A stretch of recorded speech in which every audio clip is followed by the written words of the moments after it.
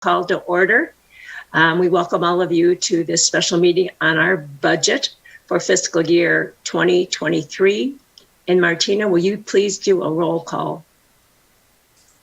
Sure. I don't believe Director Barnett has joined unless he's the phone number that's on there. That looks like a Tahoe Forest phone number. Director Shamblin? Here. Director McGeary? You're muted. Director McGeary. Here. Director Brown? I'm here. And Director Wong? And I'm here also. So we only have 2 items on the agenda, and so there'll be no other added items at this time. We'll go on to item 4, and these are items for board action. The Tahoe Forest Hospital District fiscal year 2023 budget. And Crystal, you'll be doing the presenting. And before you start, I want to really thank you. I was telling everybody before we started the meeting that I had watched the enterprise risk management videos, and they talked about risk and the what ifs, and do you ask the question, what if that doesn't happen? And as I was going through your book, the what ifs were all there. What if this doesn't happen, then we're going to do this. Yep. If this doesn't happen, this is what we're going to do. So I just got so excited where you can connect the dots. So thank you again. Sure, no problem. I'm going to turn the meeting over to you now for the budget. Well, I am actually going to turn it over to Harry to kick it off with review of some of the comments in the executive summary, and then I will pick it up after he does that. Well, thank you. Good afternoon, Chair and members of the board. We're pleased to share with you today the fiscal year 23 operating and capital budget proposal for your discussion, review, and approval. And this does tie closely with our new board-approved strategic plan from February earlier this year. And within this budget is also an updated 10-year balance sheet and income statement forecast as well, which those are updated each year as well. And I think there's probably also a 3-year capital forecast. So it's a lot of information here for you, for our team, and for our community. I am really pleased to report on our health system here at this time in June of 2022. Really pleased with the great leadership of the board, the policy directions that you've been providing and giving, and the great execution of our team, because I have to say that the positive changes are really very, very rare that are happening here each year and cumulative over the last 7 years in finance and patient satisfaction, quality, and growth. I'm very humbled by them. Hopefully our team is. I don't take even 1 day or 1 month for granted by this. The efforts of the last 7 years are probably at least 2.5 times roughly the cumulative effort of the previous 66 years. So that's humbling to see that level of difference. The world is not standing still as we as a team are really hustling to catch up and also to provide a lot of great innovations for our healthcare community as well. And as a great health system, we also want to be very candid that we recognize that we're still imperfect, and we're deeply committed to continuing to vigorously improve in all that we do every year for our community. It's about our patients. They do come first, and that is the focus. So, and one of the key things here on page 1 of our executive summary is our patients do come first. So patient experience and access is one of our greatest priorities. It's something that my team has heard me speak about quite often for the past even 7 months or so. And we are concerned that this experience and access isn't what we want it to be.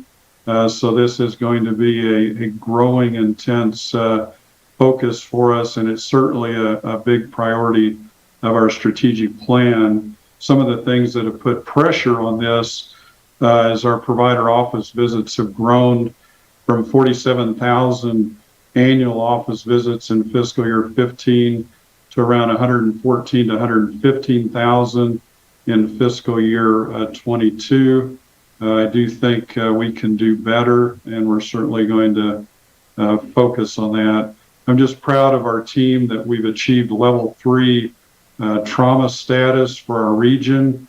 This really means we have an advanced trauma life support trained group of physicians and clinical staff that can really exhibit the standardized great quality of trauma care that does produce optimal outcomes for affected patients. Our outpatient visits have grown roughly fourfold during the last 7 years, while our ER visits and our inpatient average daily census is really somewhat unchanged over the last 7 years. And these volumes that I've just listed are by design, not by accident, as we are trying to care for our patients more proactively and help them avoid expensive entry points into healthcare. Our medical staff team of active and courtesy physicians and nurse practitioners and physician assistants has grown 39% from 115 to 160, yet we still have a very large concern about patient access and experience, and we'll be doing whatever we can, whatever it takes to improve that. Going on to the next page, as we look at the health systems around us, we're really facing, as Crystal will share in the budget, we're facing some economic challenges that a team probably hasn't talked about in healthcare or non-healthcare businesses since the late 70s in terms of changes in labor costs and other types of things. And nearly all of the health systems around us have huge traveler costs, et cetera. We have hardly no travelers' expenses. We are pleased that we have won awards the last 4 years, either first, second, or third for best place to work for Northern Nevada and the Lake Tahoe region. But again, we can't ever rest on our laurels there. Recruiting and retention we view as a very difficult and growing challenge. Another thing that has really changed significantly is back in 2015, about 34% of our total revenues came from inpatient sources, and that has shrunk to 18% of our total revenues roughly coming from inpatient, meaning about 82% of our total revenues come from outpatient sources. This is about the opposite of many health systems in America. Also, we are a surprisingly large rural health system in America, and I could cite a specific highly respected medical center in Southern California of 515 beds, and our total assets today are significantly in excess of that respected 515 bed medical center. Also, we've crossed many milestones over the last 7 years. One of the milestones that we're just crossing in the next few calendar days is that we are going to cross $500 million in gross patient revenue for a single fiscal year. And just a couple of years ago, we were at the 400 million level, and back in 2015, we were below 300 million. And again, if we were priced as page 77 in your book indicates at the statewide average, this $500 million number would be closer to $900 million. So we really hope that thoughtful, informed people within our region really do appreciate the value proposition that we present versus other California hospitals who care very deeply for their patients. I'm really proud of how our team has handled COVID-19 over the last 28 plus months. And one of the things that we really talk about is really learning how to do things and focus on life one day at a time, one moment at a time. And I think this is a growing experience for all of us. We can do almost anything if we really focus on things one day at a time, one moment at a time, and let's focus on things we can control and not try to worry so much about things that are way beyond our control.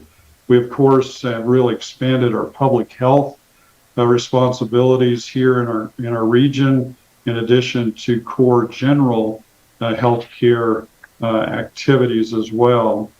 Looking at page 3 of our executive summary, some of the really deep principles that we share with our board and with our community and our team is we make a very deep commitment to all of those stakeholders that we must protect Tall Forest Health System for the long term.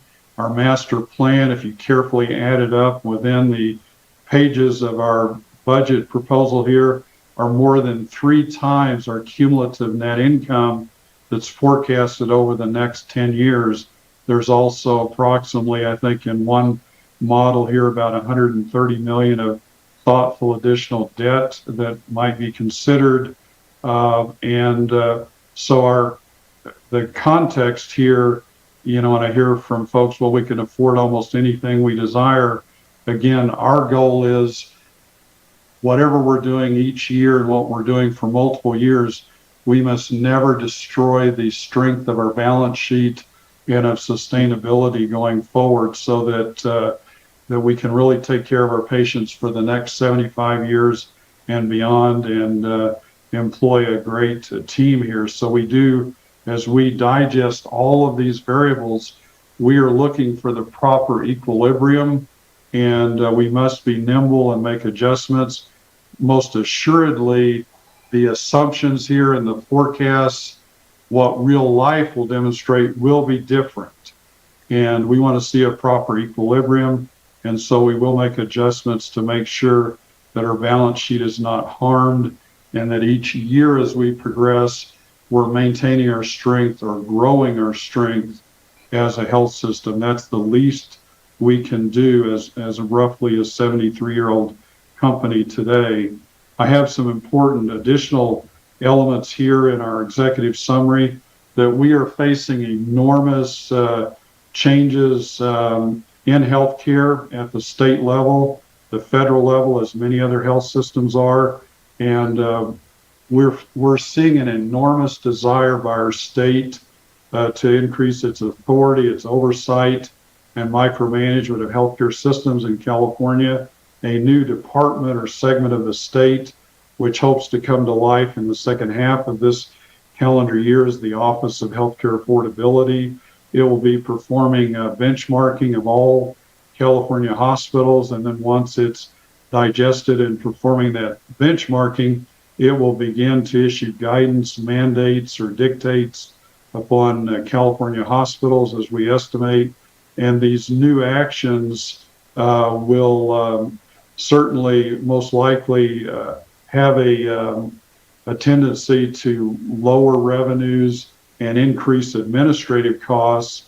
And as we dialogue with the state and our various associations, what we are speaking about is it's great to have new policies or guidance features, but we want to see that they're really looking at root cause issues and not attacking a symptom, because if they're setting policy on symptoms, it will cause more harm than good for any hospital in California or across our country. So we need to have very wise state or federal policies that fix root causes that will also therefore then improve symptoms.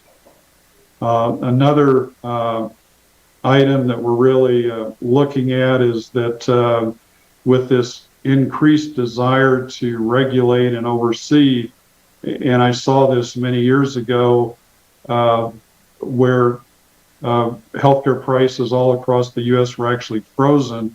And so this is a risk statement within the executive summary. It says our health system likely has a material risk of long-term harm with new California oversight if they trap or lock in for many years into the future our low revenue per charge structure that is nearly 50% below the California average for inpatient hospitals. And all of the multi-hospital systems in America, in California, they really benchmark their charge structure off of page 77. And I know this from having done that analysis back between 2000 and 2005. They really look at that revenue per inpatient discharge versus the statewide average.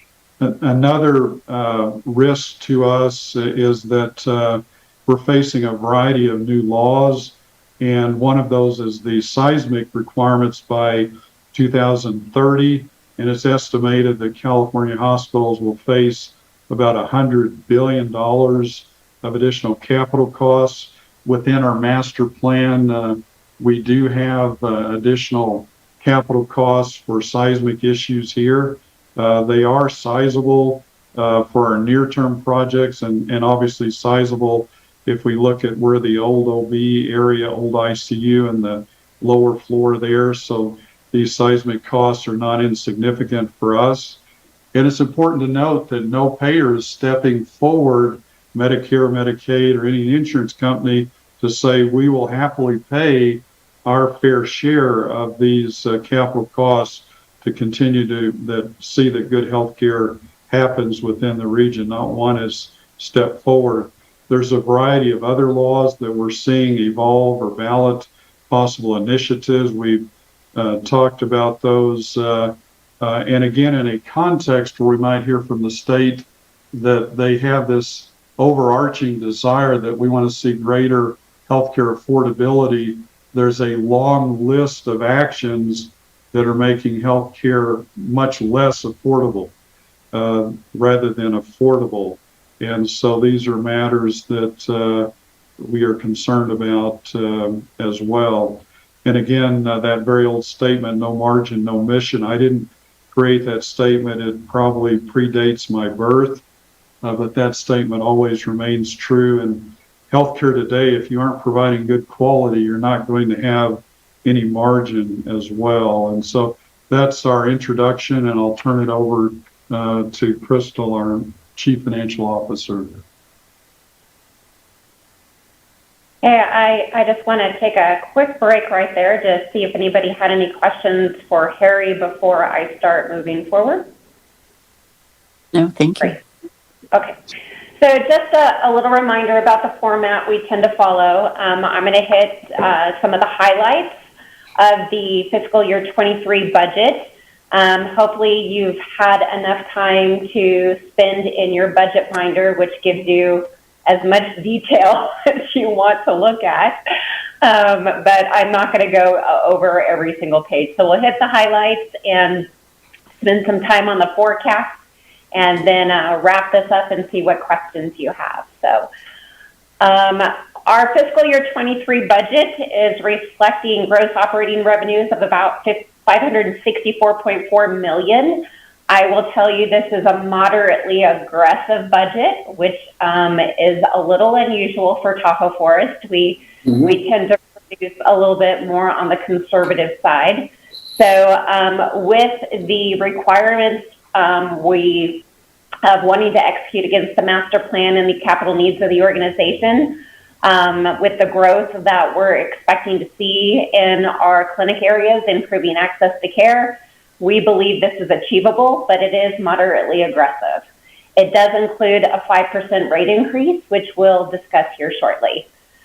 Of course, in healthcare, we never get the full dollar that we bill. So our net patient revenue, which is the gross revenue less contractual, bad debt, and charity care, is $276.1 million. We have some other operating revenues of about $14 million. We do allocate about $1.4 million in property tax revenues that we receive for our wellness neighborhood. We're projecting about $266.1 million in operating expenses, which gives us an Ebitda line of almost $4 million. Please note that we don't have a T in the Ebitda line because we don't pay taxes. So some people get confused or don't think I know the acronym. Just letting you know, I really do. So, on the non-operating section, you would need to combine the property taxes all with the wellness neighborhood line to reflect the full amount of property tax revenues we expect to receive. This does include the general obligation bond tax revenues that we collect to make that debt payment on those bonds. Thank you to the community for continuing to provide that resource for us. Depreciation is $14.4 million. Interest income, we have at $718,000. I will note that hopefully that's on the conservative side with some of the changes we made with Chandler Investments and seeing what's happening out in the market at the moment. So let's hope we actually achieve better than that. And then our interest expense, which includes the general obligation bonds as well, is $4.3 million. We have a little bit other revenue from donations, maybe a little bit of expense from our investment in the surgery center, therefore reflecting net income of almost $4 million. That reflects a 4.5% Ebitda, a 9.1 return on equity, and about 170 days cash on hand is what we're projecting at the end of 23. Standard & Poor's calculates these ratios a little bit different, and these are the ratios we measure ourselves against to make sure we're achieving at least the BBB- rating or better. Of course, the goal is A- or better. And you'll see with these percentages reflected here, these first four all achieve the A- or better. Matter of fact, most of them are AA- or even AA+, if you were to look at the ratio information in the back of your binder. The only one that is coming up a bit lower than that, but still investment grade, is our days cash on hand. 170 is right in between the BBB- and the BBB. So still, we met the criteria that we had set forth in our fiscal policy, which is in your binder. So our fiscal year 23 budget completes that portion. So those are the highlights. I am going to move to page, I'm going to go past your policy, and we are going to go to page 8 in your binder. It's page 13 of the packet. So we're just going to kind of go through each of these sections. I did mention gross revenue is $564.4 million. The way we create our gross revenues is really based upon our volumes. So we go through each of our departments and try to project what we expect to see in increased volumes or decreased volumes, as well as reviewing whether or not we should be looking at a pricing increase. In the very back of your binder, which I'm not going to jump to on the screen, but there is information where we take the top 25 OSHPD procedures, and I pull this information directly from the hospital website with the new transparency rules and laws. It's available to anyone. And so I went to each of these hospitals and pulled their current pricing and showed you where we were, where we expect to move to on 8/1 with a 5% increase, and how that compares to the existing market. You'll find that, we are primarily in California. California has a higher pricing structure. We talked about Seismic. We also have higher cost of living in our area, but compared to other California hospitals, we are actually below those that are within our region. When you compare us to the Nevada market, there are categories where we're higher and categories where we're lower.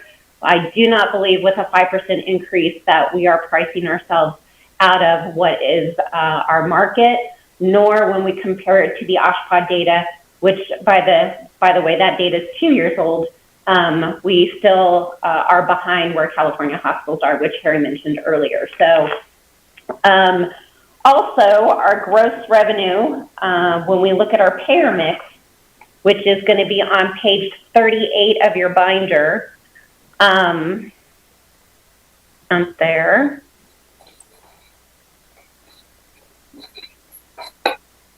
Here we go. So when we look at our gross payer mix, we are projected to end 2022 with 30% of our revenue coming from Medicare, 15.9% from Medi-Cal and Medi-Cal managed care plans. We don't do much in the way of county anymore. 2.4% other, and 44.7% in commercial payers. You'll see we adjusted that slightly to have a little more Medicare, a little more Medi-Cal, and a little less commercial. And so this is the payer mix we utilize with our gross revenue and how we calculate our contractual adjustments. So we didn't do any major shifts, but did go a little more conservative with the governmental payers. Any questions so far? All right. Yeah. Crystal? Yeah. Dale here. Since you offered to take a question, I noticed that in looking at the statement of revenue and expense over from 2017 up through the present, that this 12% gross revenue increase is aggressive. Yeah. It's more aggressive than we've seen in previous budgets. And as I understand, is these projections come from the bottom up, not from the top down. Am I correct in that assumption? So each of our departments have input into the volumes that we utilize. Yeah. And not only is it additional revenue from, I'll just call it, some of it's growth, some of it's growth from being able to now have professional revenues related to additional physicians that have joined us. So like anesthesia, radiology, we are now billing those pro fees where in 2022, that was only a partial year of that. So now we're trying to reflect a full year of those revenues. We have additional providers coming on board. So with that, obviously generates additional ancillary service revenues, more lab tests, more radiology, in some cases, more surgical procedures. So all of that has impact on each other that we try to reflect in the volumes within the budget. And yes, it is moderately aggressive. Yeah. Great. Any other questions at this time? Okay. I hinted at deductions from revenue. We're at 288 point almost 3 million. Again, we utilize the breakdown of our gross revenue to apply those contractual allowances. We did put charity care at 3.6%. And I know, Dale, you ask every time about bad debt, but we did set bad debt at 1.8%. Part of this is just trying to navigate the landscape of the changes surrounding bad debt. Having more time before they're actually sent to collections. Once they go to collections, their ability to pay it off and not impact their credit reports. There's a lot of changes within the bad debt arena that make us kind of keep this percentage at about 1.8%. We hope and encourage our patients, for those that can't afford their medical bill or can only pay a portion of their medical bill, to really qualify under our charity care or financial assistance policy. So we do have that set at 3.6%. And we do hope we see more in that category than people that just get sent off to bad debt and don't have communication with us. So that is what's making up our deductions from revenue. Other operating revenue are things like our retail pharmacy, our hospice thrift stores, rebates, refunds, kind of that miscellaneous revenue. We also do identify a little bit of our hospital quality assurance fee program revenues in here. And the Medi-Cal Prime program is also in this category. I will let you know we're seeing some changes in that landscape as well, moving to what's called directed payments and really starting to change how our supplemental revenues come in. And we may find that in 2023 that we're not able to recognize this revenue in 2023 as audit firms are becoming a little more leery of our ability to predict what these revenues are going to look like. So we may very well be in a circumstance where I would have to not recognize the revenue in 2023, and we may see prior period settlements go up as we're allowed to recognize these revenues in future periods. So I did want to let the board know that this is still kind of, for me, a very unknown area of how we're going to be treating these revenues. But for now, it has been included in the budget. In this category, the hospital quality assurance fee and the Medi-Cal Prime, those are roughly $3.5 million that are in that category, just to let you know. Crystal, just a quick question, and looking at this spreadsheet again. COVID emergency funds, are we all through with any receipt or reimbursement of the COVID emergency relief funds? So we still have reporting periods of data that we have to report on, but we have not received any additional funding at this time to really have anything reflected on our income statement from it. That doesn't mean there won't be in the future. I'm just unaware of any additional rounds of COVID funding, and we'll kind of have to wait and see how that goes.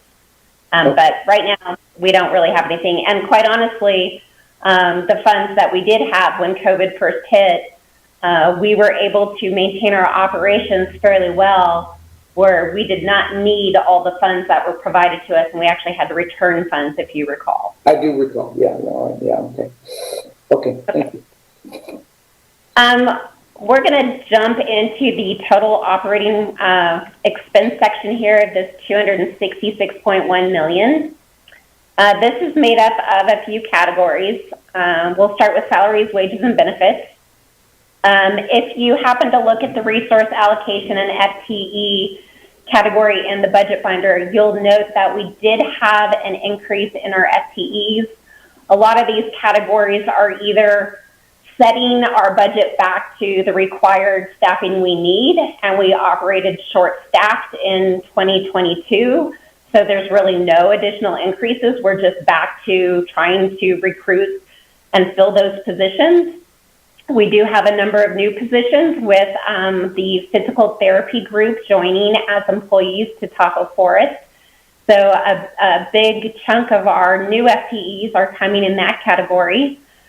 We also have increased in our FTEs for physicians with the anesthesia and radiology groups joining us. So a lot of those jumps in the FTEs are tied to running and maintaining our clinics, supporting new clinics, or trying to complete core staffing that we've been struggling to fill positions with during the previous year.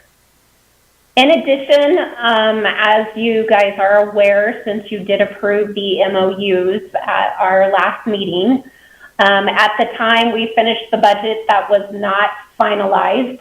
So we had estimated an increase of about 9%, and I know Alex had reported it would be 8 to 10%. So we found a middle ground just to make sure we got some increases into our budget.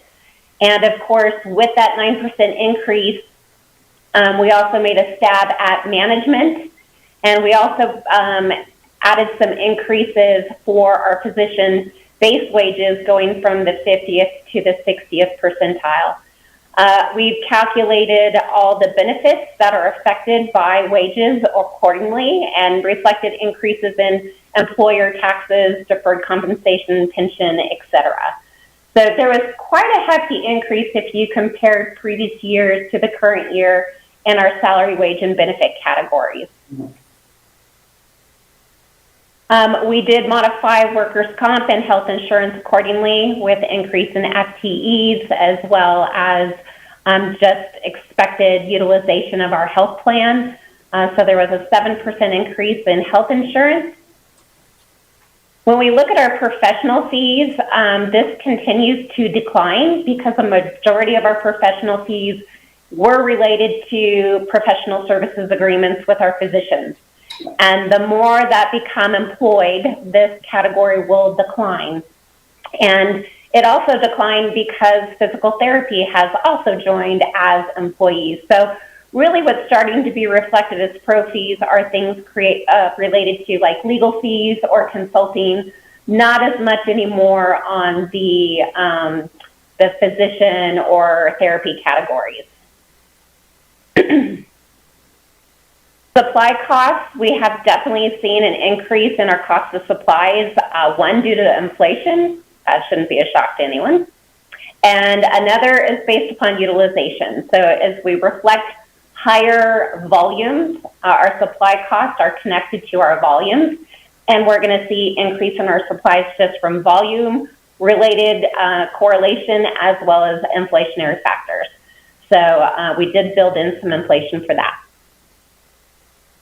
Our purchase service category reflects a 12.8% increase. Again, this is a category that is affected by inflation. In addition, it supports several of our areas like IT. We use purchase services for we have maintenance agreements, we have service agreements for software, for equipment, for our network infrastructure. We contract for courier and shuttle services and our security of our facilities. We have community programs that we do. So all of that is included here in the purchase service category. Cybersecurity. Cybersecurity, yes. And then other kind of captures everything else, dues and subscriptions, equipment rent, building rent, training, travel, marketing, a lot of those categories. And of course, utilities we're expecting to go up, one, because of inflation, and two, for expansion of our spaces. Our insurance costs as well, we built an increase in. Outside training and travel with COVID, I'm not sure I should say this, we thought with COVID kind of calming down, our staff would have greater ability to once again look for training and travel or travel with training opportunities, and that may or may not materialize. We'll have to see how that goes, but we did build that into the budget. We do have an increase in our building rent. One of the biggest issues, not even an issue, but one of the biggest reasons is our Reno location. We weren't in that location for a full year in 2022. And of course we are there now. So that caused some increase to our building rent. Dues and subscriptions, we're seeing increases in our dues requirements from a variety of organizations.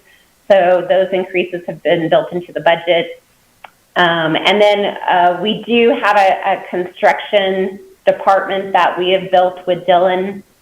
And when they work on capital projects, what we do is we capture all the labor costs for this construction team in our expenses, and then we transfer it to the project and we capitalize that as part of the cost. So we are expecting an increase in the construction labor, and then that offset hits this category, which is why we have an increase in the transfer. So, but again, it doesn't hit the P&L then, right?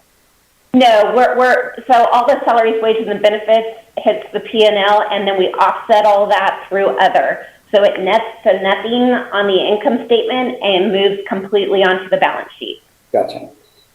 Okay. So that gets us to our Ebitda line right here, this $25.4 million.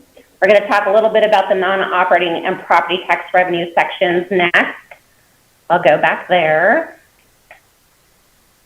So county taxes, we did increase from what we were projecting for 2022. We're thinking it's going to be about $9.5 million. After seeing our last round of funding that just recently came in, I think we actually might be a little higher than that when we're all said and done for fiscal 23. So this might be a little bit on the conservative side when we actually see final numbers. Interest income, again, we're split between Chandler Investments and LAIF.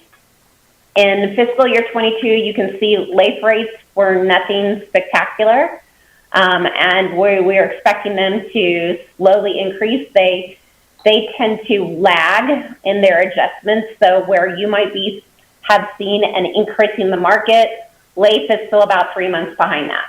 So we only put about a 0.35% calculation for LAIF in 2023. And we're still fairly new with Chandler and the investments, so we took a stab at that. But again, like I said earlier, I really hope our interest income comes in higher than the $700,000 roughly that we put into the budget. Donations, thank you to Carly and our foundations. The Truckee or Tahoe Forest Health System Foundation, we're expecting to see donations of just over $1 million come across to the district to support programming such as home health, hospice, the wellness neighborhood, community health, our cancer center, and some equipment purchases that we're looking at doing. And then from the Incline Village Community Hospital Foundation, we're looking at about $736,000 coming across to Incline to support for their emergency department, some community wellness programs, their sterile processing project, and some other construction projects that are going on. We are still expecting a loss from our joint venture on Truckee Surgery Center. And until we are finally up and running with the new ambulatory surgery center, this is probably going to be the case where we see a loss. What we're trying to do is mitigate the amount of loss by continuing to negotiate their reimbursement contracts, trying to reduce their cost structures, trying to provide, when we replace equipment, but our equipment's still in decent shape, they can utilize our used equipment, those sorts of things. So we're trying to keep that loss as low as possible. Market investments, again, this is through Chandler. Depreciation is based upon what we already have on our capital structures, what we're expecting to come on as new depreciable projects or equipment. And so that depreciation, I believe, was about $14.4 million.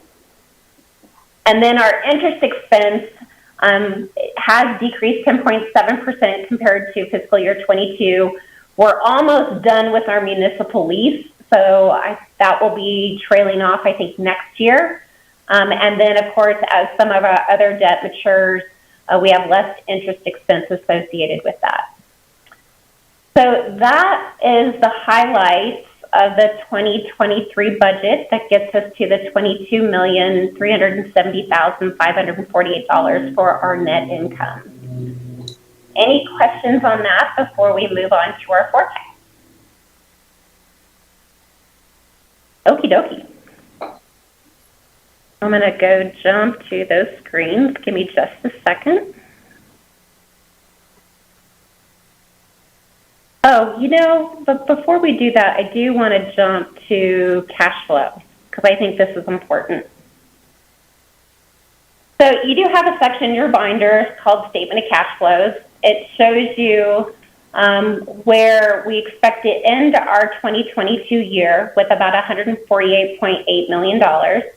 You'll see this ending balance becomes our beginning balance here for 2023. Through our Ebitda, our interest income, our property tax revenues, our donations, what we expect to pay out in principal and interest on our debt, some support for physician recruitment, either existing agreements or future agreements. And then this section here is our capital, which is pretty large when you compare that to 2022. So we're looking at almost $41.8 million just in building and construction projects alone. That could be the master plan, the beginnings of, that could be improvements we need to make to the campus through facilities. This is the MRI replacement. So there's a number of projects that make this up. And I did want to remind you that the detail of our capital investment sheets are available for you to review on the portal if you'd like to see the nitty-gritty detail. And all this is planned with no debt, correct? So in 2023, we do not intend to take on any new debt, and we'll start talking about new debt when we get to our forecast. Right. So the equipment is about $3.4 million, and IT is about $1.8 million. So that's a pretty significant outflow of cash right there. And then we have to account for some changes on our balance sheet as we have prepaids and receivables and liabilities, and those go up and down. So that's just some movement there. But we expect to actually see about $24 million decrease in our cash position by the time we end fiscal year 23. And most of that is due to this investment we're making in capital right here. So we'll end the year at almost $7 million. Our expense per day is about $732,000. That gives us that 170 days cash on hand that I had mentioned earlier. All right. Now we'll move on to forecast.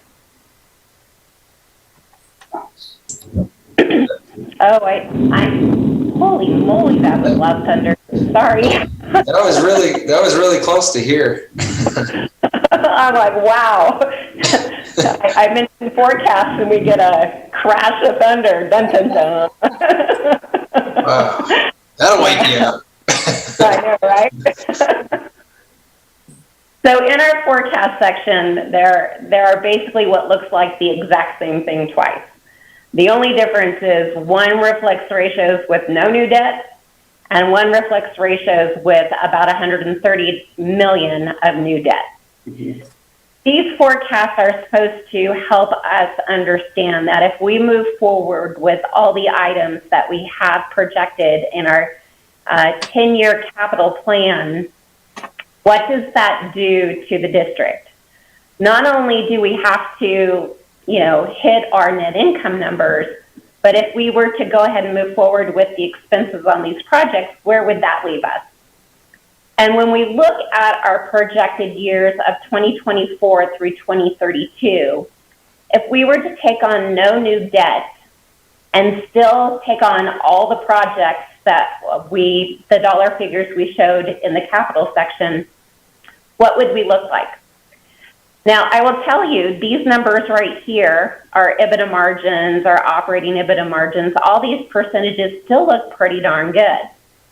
It isn't until you start looking at our days cash on hand that you suddenly go, holy moly. Yeah. I'll try to make it a little bit bigger. Yeah. So you can see at one point, we dropped down to 12 days. Yeah. And that's about $10 million in the bank.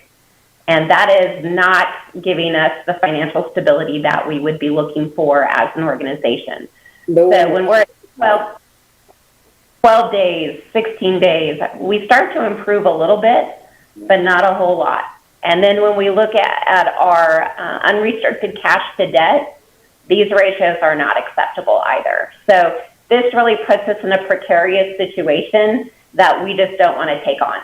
So we all need to kind of wrap our head around that if we're going to move forward with the 10 years in capital, even with the strong net income numbers that we're showing, not only showed in 22, showing in 23, as well as 24 through 32, we still do not have enough money to accomplish what we need to from a capital perspective without taking on no new debt. Does that make sense to everyone? Yeah. I'm seeing nods. That's awesome. Okay. So I am not going to go into the detailed schedules behind that. I'm going to jump to the new debt. Whoops, that got too big. Okay. So last year's projections showed new debt of $130 million. Based upon the net income projections that we have in this section, and again, with the capital needs, we're still projecting the need for $130 million in debt. So the good news is that has not changed. It did not grow bigger. So we're still at $130 million.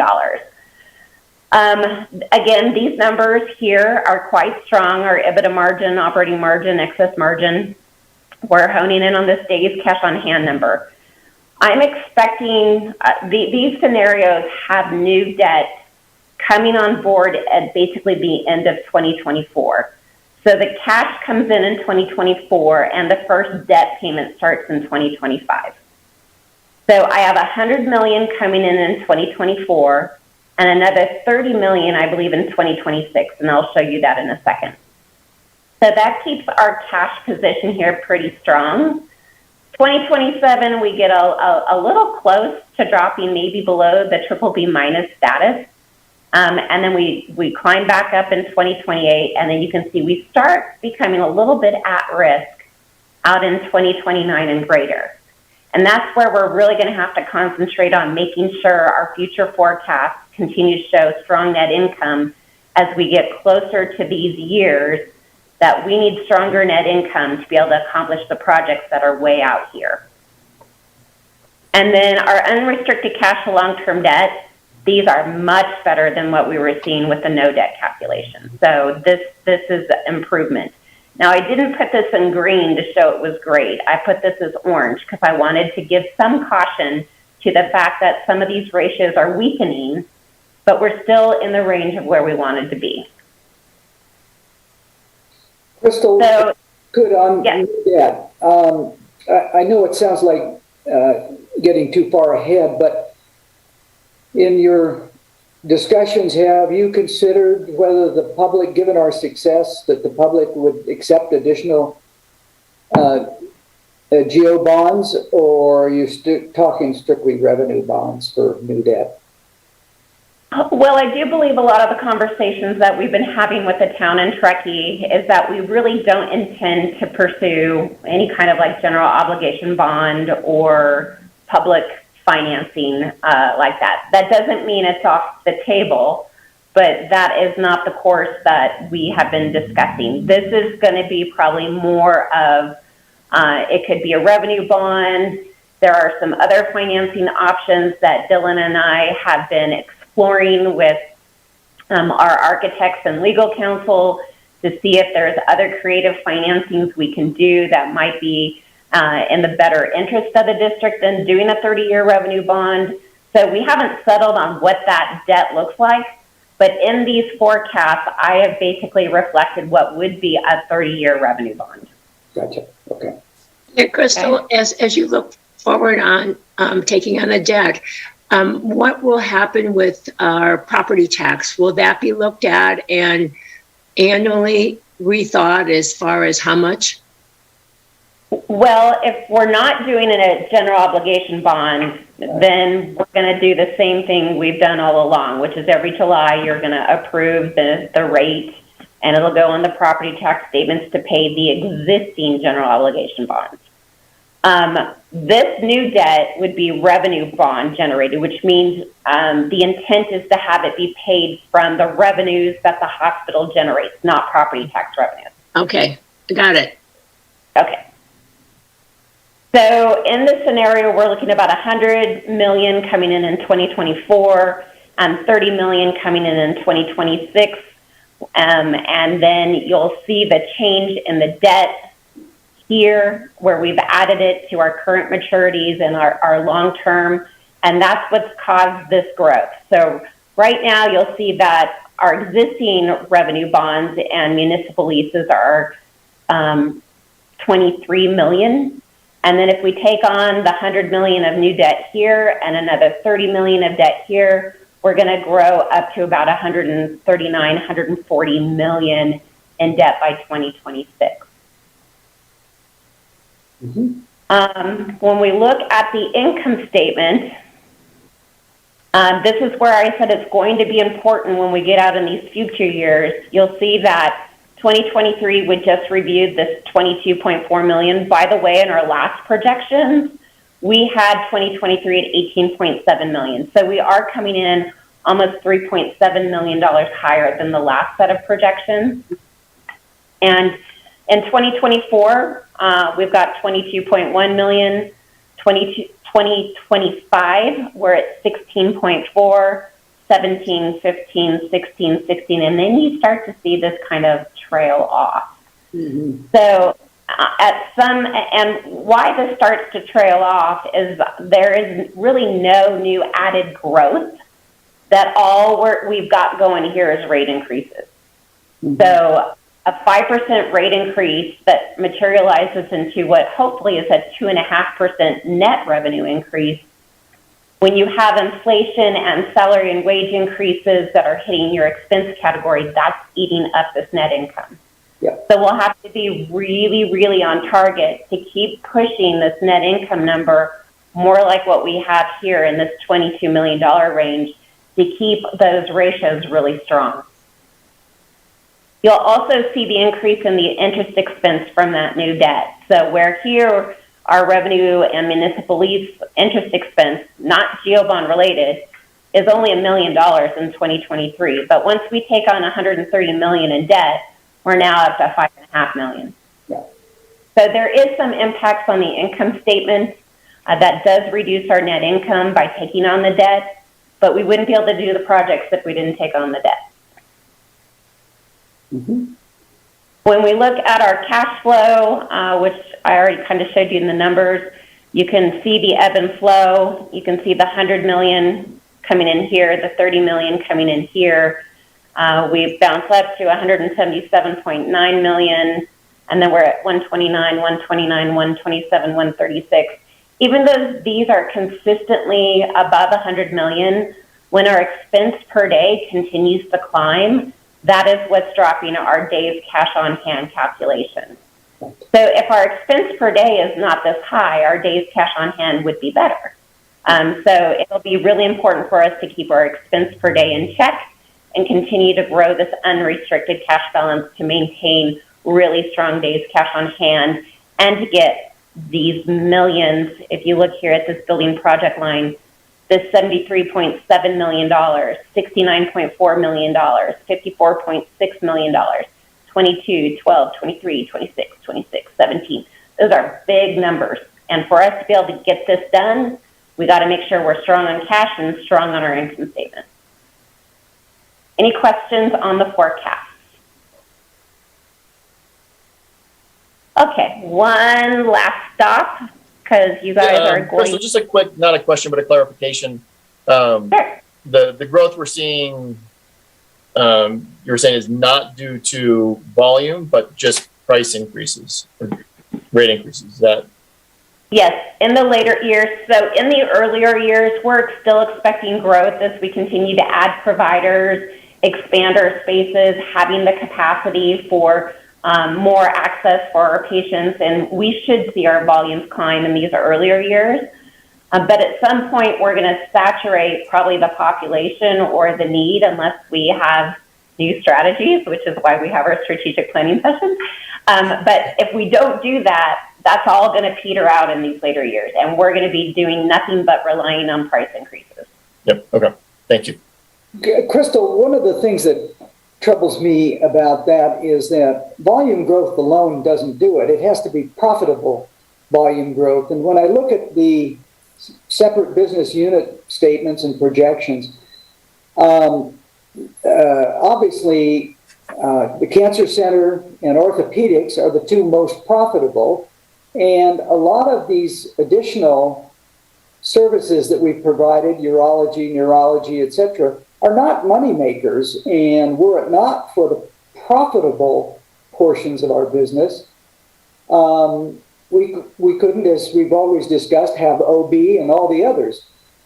So as you guys talk about that whole issue about adding profitable business or making primary care more profitable, or some of these other entities, to keep us... So the one thing we can do with those categories, such as family practice, some internal medicine, is why we started our rural health clinics, because that's part of what's going to help with the reimbursement aspect. In addition, those that you said weren't profitable are the feeders for the health system, though. So urology, that's going to feed the OR. That's going to feed lab work. That's going to feed imaging. Same with family practice, internal medicine. these areas of clinic structure that look like don't make money, if we did not have them, the health system would not be profitable. Mhm. So all that is so interconnected. You cannot look at a clinic in a standalone fashion by any means, because they're all tied to generating our overall hospital inpatient and outpatient revenues. Right, and I recognize the ancillary services are tied closely to. Do you guys ever just make a pencil calculation about what kind of ancillary services are added because of urology or because of neurology or et cetera? So when we do look at programming, we absolutely do look at that. Yeah. So if you were to analyze urology, we know the type of services a urologist provides. We know treatment protocols. We know diagnosis assessments, and we kind of know what that looks like. So those types of things feed into what we might see as increases in lab or imaging or surgery or those type of categories. So, and we did that with the Cancer Center pro forma too. We knew that a breast diagnosis could generate this protocol that would be followed, and that would generate this imaging service, this many lab services, this many possible infusion or whatever it might be. So we do absolutely look at all that. Okay. Okay, I was moving up to this. So at some point, I believe Alice will call for a motion. Not only do we want to look at our fiscal year 23 budget, but Medicare also wants us to have a 3-year capital plan. And technically that could be 23, 24, and 25, but we like to be a little safe and we go 1 extra year. So you would be approving the 23 capital as part of your motion for approving the 23 budget. And then we would be asking you to also acknowledge and recognize that we do have a 3-year capital plan for 24, 25, and 26. And those numbers are roughly $7 million for 2024, $74 million for 2025, and almost $57 million for 2026. So I just wanted to review that with you so you knew when it came to that agenda item what exactly you would be asking to be making a motion on. Crystal, And then I did. Crystal, Neil here once again, if I just could, just for clarification. And I'm sorry to be taking up so much time, but I studied all this fairly carefully. When I look at that 41 million, and I look at the detail, it says mission critical. Some is categorized as mission critical, some is categorized as high, some is categorized as low. But even within that mission critical, there are decisions that could change, as I understand. This is the most you would spend. And this is everything. This is mission critical, high, medium, and low. In the area of the construction projects, we looked at it a little differently. We looked at, we absolutely have to do this. It's regulated or it's going to fall apart or whatever it might be. We absolutely have to do this. Right. And then we have we should do this. And then there was kind of like, we would really like to do this. Right. So we had to kind of look at things from a priority standpoint, because if those net income numbers, revenue numbers, if those things don't materialize for whatever reason, we got to know immediately what we're going to scale back on. And it's those lower ranked items that are going to come to a screeching halt. And we're going to really assess those higher mission critical high items, the have tos, the should do's, and make sure that we're progressing down a path and it makes sense to continue with those items. Gotcha. Thank you.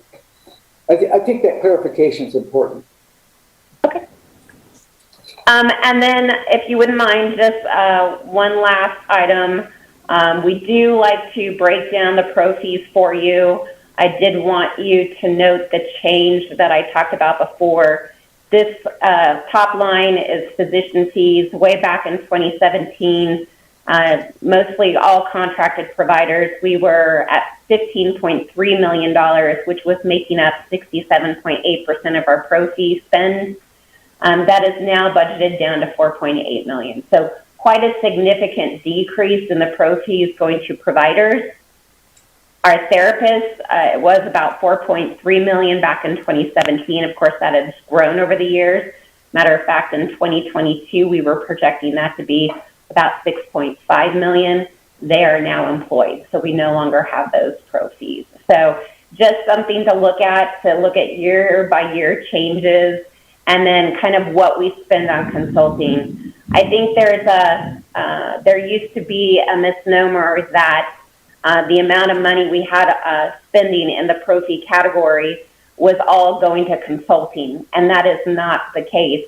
Most of what we spent in pro fees had more to do with our professional services agreements with physicians than it did with consulting. So we have consistently been just around that $2 million mark in consulting fees.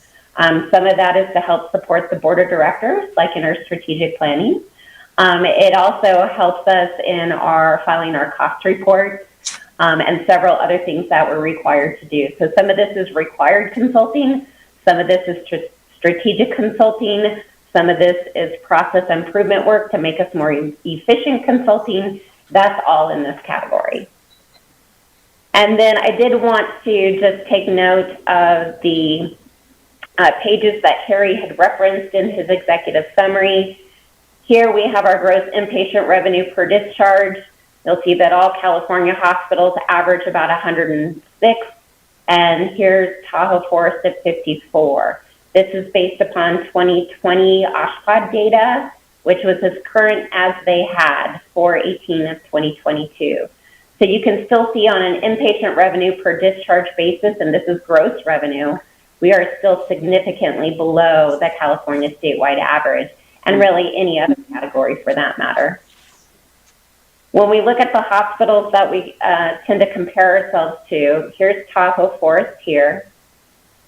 You can see that Sutter Auburn is pretty close to us, as well as this gray one, which is Mammoth.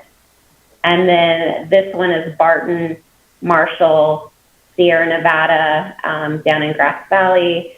And then this one here is Sutter Roseville. So that gives you a little bit of perspective about our pricing for inpatient services versus others. And Marshall is off the chart. They're even above the California statewide average. Mm-hmm. Gross outpatient revenue per visit, here's the statewide, $4,167 per visit. These are district hospitals, rural hospitals, and this is Tahoe Forest. We're at $2,764 a visit. That's still 33% below the California statewide average. And then here's the breakdown by hospital again. Some of these hospitals don't have a cancer program. And so when we do have our cancer program that is primarily outpatient driven, that will increase this cost slightly compared to others, but still we're pretty within range and we're below the California statewide average. Hopefully this helps you in your conversations with community members or those that might think we're extremely high priced. From a California perspective, we're actually not so bad. So this is the data I was talking about from the charge masters that I was pulling directly from these hospital websites, where you can see our ER room visits 1, 2, 3, 4, and 5. This is the proposed price as of 8/1/2022. If it's blue, it means they're higher than us. If it's yellow, it means it's lower. This hospital happens to have different tiered pricing. They have an inpatient charge for these labs, and they have an outpatient charge for these labs. And I pulled where they actually had an outpatient scheduled, I pulled their outpatient pricing and compared that to us. So really Marshall was the area that was a bit lower than us, but in every single category on average, Tahoe Forest is still lower than the average of these 4 hospitals. Here's Nevada, and this is where I was saying we're kind of all over the place. Some categories were higher, some categories were lower. So our ER level visits are lower than Renown, but higher than St. Mary's. Our labs are higher than Renown, but lower than St. Mary's, and we're kind of all over the place down here in imaging. So different state, different requirements, different cost structure. So it's a little bit of a different comparison, but a lot of people we hear go to Reno if they're not happy for whatever reason. This gives you an idea of what our pricing is like compared to them. And then what I did is I squished all 6 of these together, California and Nevada, averaged them, and then compared us to those averages, either on average or the median. And when you squish all 6 of them together to come up with an overall hospital average, we are typically below that average, which actually supports, again, those other graphs that I had showed you earlier. And I'm going to say that concludes my presentation, and I'm happy to entertain additional questions, or if you're just ready to move on, that's fine too. Do you have any questions from our board? I have one quick question, if I could, on page 53.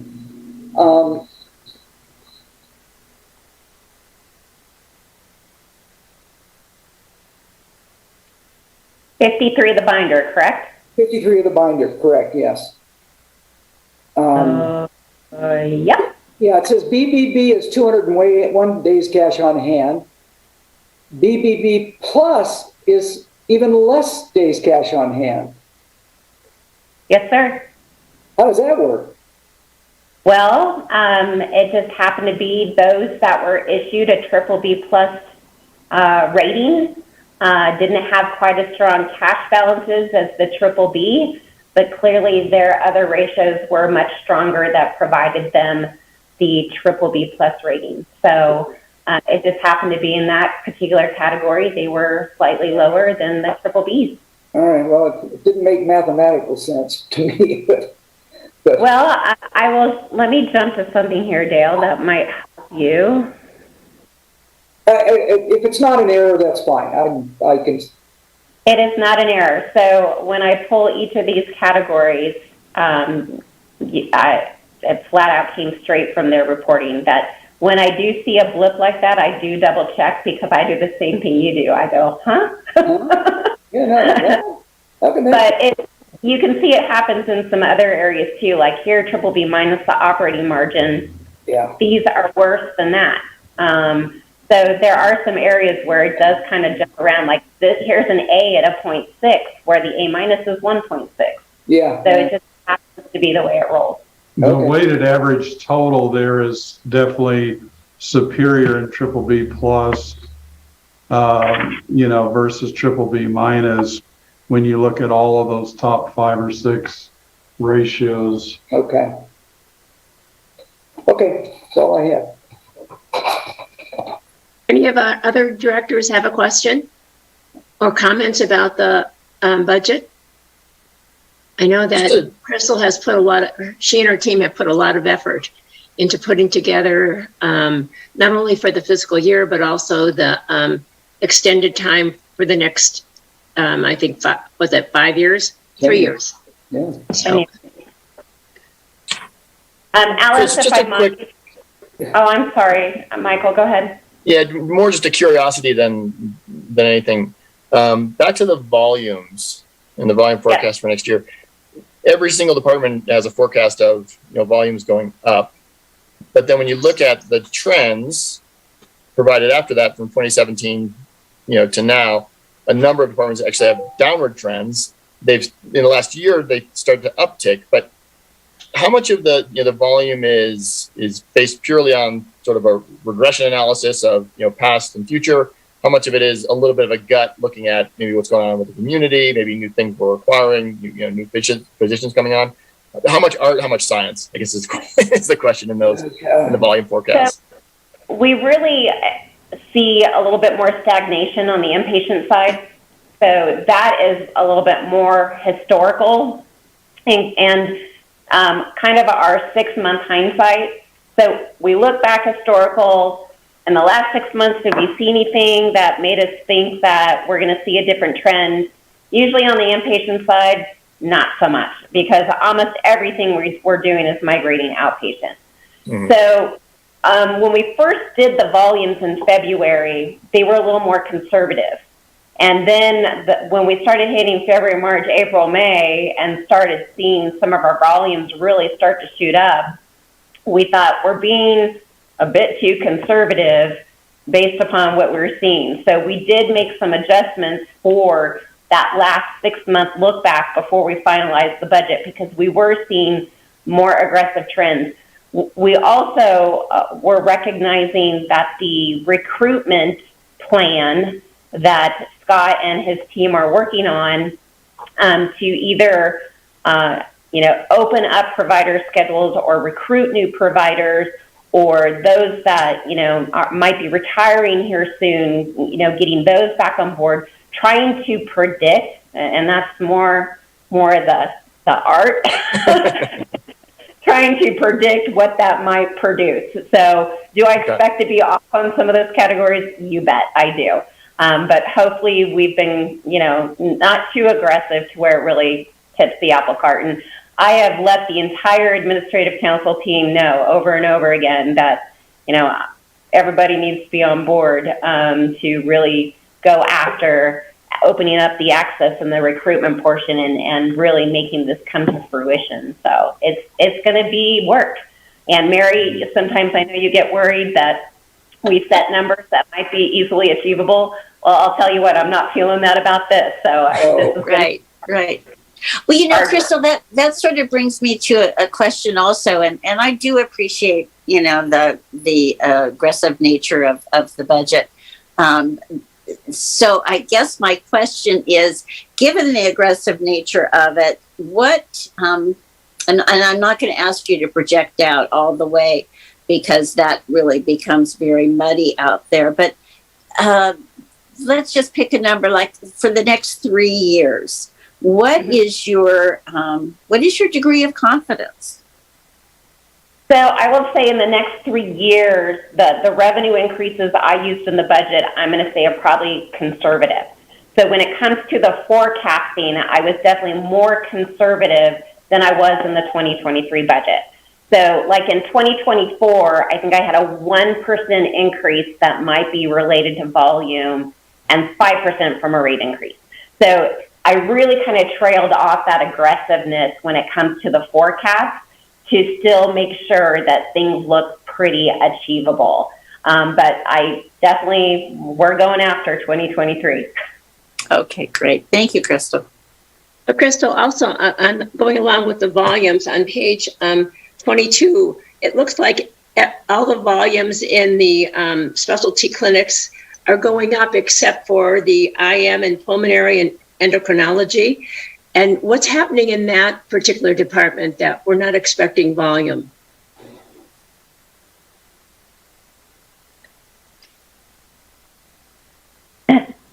Well, first of all, we're showing that as a 5% increase, and I know that's not right. I think we need to relook at that. But the IM pulmonology, I believe that is Dr. Turdell reducing his time. He's no longer a full-time provider, and I know we're recruiting to try to support that. So that would be the slight decrease in volume there. But that should not be a 5% increase for 2023 as that volume is dropping. Okay, so you do anticipate, I was hoping it wasn't going to be because of endocrinology, because there are so many of us who need her or him. So no, thank you for that. A change there. No change there. Sorry about the error, though. Good point. Any other questions for Crystal? Okay,